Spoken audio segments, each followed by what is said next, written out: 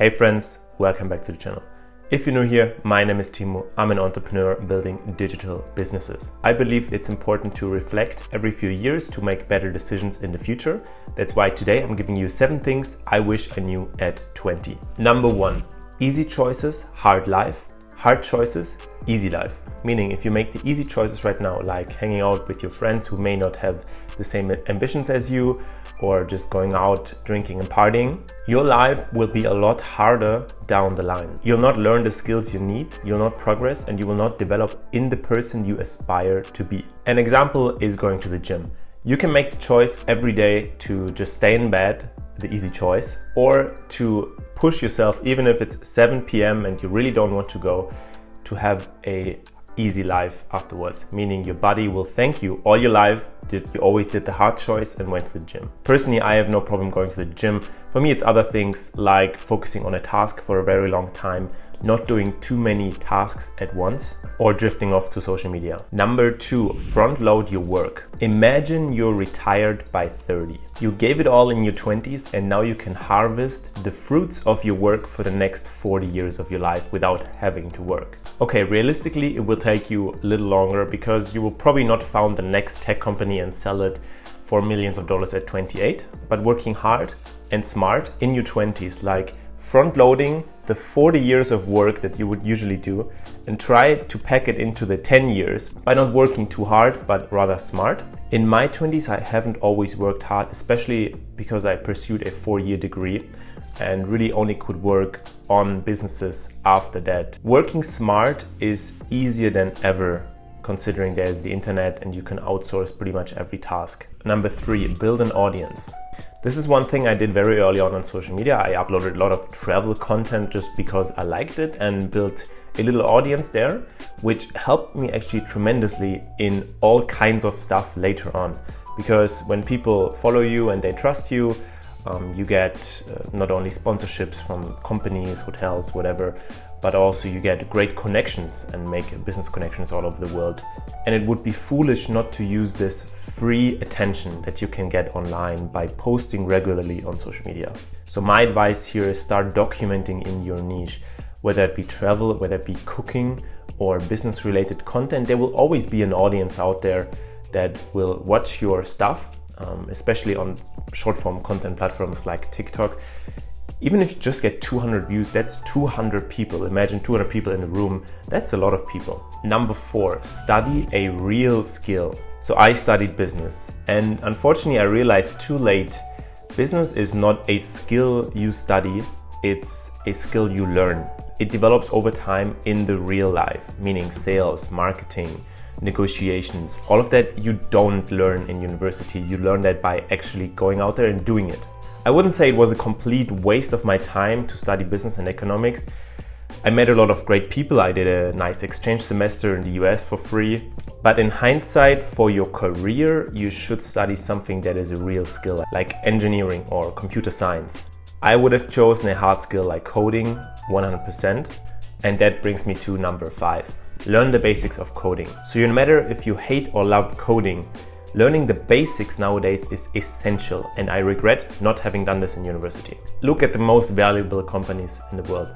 95% of them have something to do with software or code. Code is the leverage behind the newly rich people. Meaning you can create a software or code that works for you while you sleep in bed and do absolutely nothing. Imagine having 1,000 little workers that 24/7 work for you. You don't have to pay them salary and they don't get ill. And this is especially handy if you like traveling and want to build a remote business, because you can do this from anywhere with a machine like this. I would 100% study this if I went back to university. You don't have to be a pro in this because there will always be people that are way better than you. You just have to understand how the basic principles work, and then you can hire people who are better than you, but they don't screw you up when you hire them. Or you use AI tools and leverage them for your advantage, like ChatGPT can already write excellent code for you. So if you're one of my listeners from Vienna, a business university, I highly recommend you to choose a path that includes coding and not only business studies. Number 6, spend more time making the big decisions. There are basically 3 big decisions in our life: where you live, who you're with, and what you do. Truly think about what you want to achieve and act accordingly. For example, the city you live in. After graduating school, I went to Vienna because my thesis was I want to study business, and Vienna had one of the best public business universities in Europe, and I liked the city. So for me, that was the best choice with my current knowledge at that time. You should always choose the cities you live in based on your goals. For example, a programmer that wants to earn 7 figures per year should move to Silicon Valley, or someone who wants to become an actor should move to Hollywood. But how do you find out what you really want? I noticed for myself at 18 years or 20 years old, I didn't have any clue what I wanted to do, because nowadays there are just 100,000 opportunities out there. This is the problem of our generation, that there are too many opportunities out there and you cannot pursue all of them. And we always try to leave as many doors open as we can. And the skill nowadays is to close as many of these doors and say, I'm only focusing on this one. Even though I could do all of the other ones, but if you try to do all of them, you're gonna do none of them. And if you have a hard time making a decision, just listen to your gut, because no matter what your family says, what your brain says, your gut always kind of knows in which direction you should go.